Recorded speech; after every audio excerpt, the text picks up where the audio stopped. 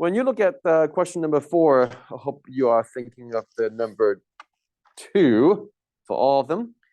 So the first thing that you would connect is to express 64 as 2 to a certain power. So 2 to the what power is 64? 6 power, yeah. And I would hope that the two 2's on the left, okay, in the fraction, they somehow stimulate your mind, okay, gets your attention.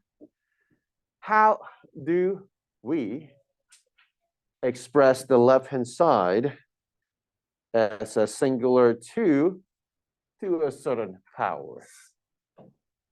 Again, it's the moment of truth. Do you know your properties? 2 to the what power?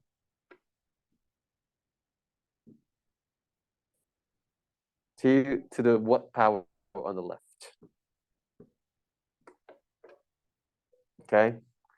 So again, if you're not sure, if you're not 100% comfortable, then you need to know. You got some work to do tonight. Anybody would like to take a guess?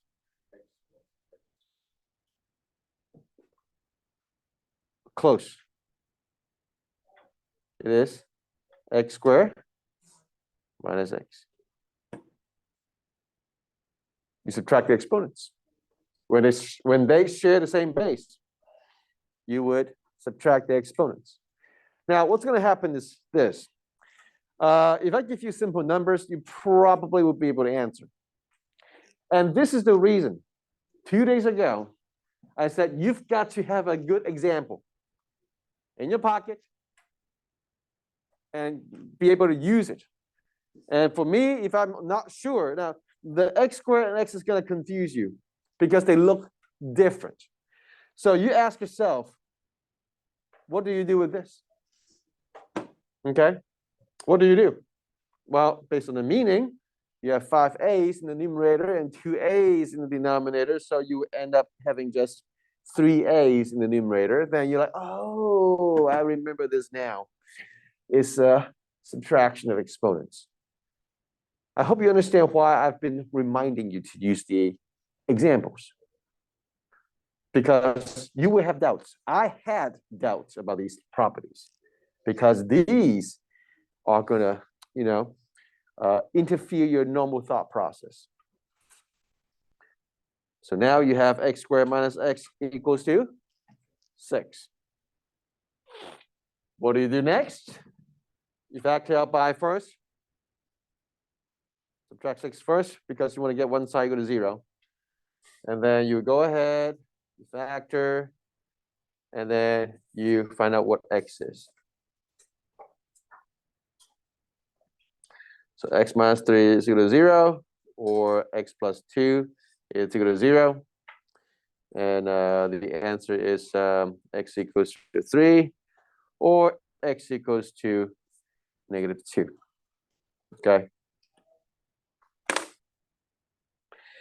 So again, I hope you understand why 2 days ago I made a very serious reminder that you have to be really honest to yourself. Do you know your properties? If you know the properties, you will enjoy this a lot. If you don't know your properties, know them. Okay? But I want you to know that if you choose to not know them, then there's a consequence. Okay? If you choose to not know them, then there's a consequence. And I hope that you get the better side of it. Okay, you have good results out of this. Okay, so if you understand what's going on here, let's see. All right, we'll go to the left. Okay, let's try number 3.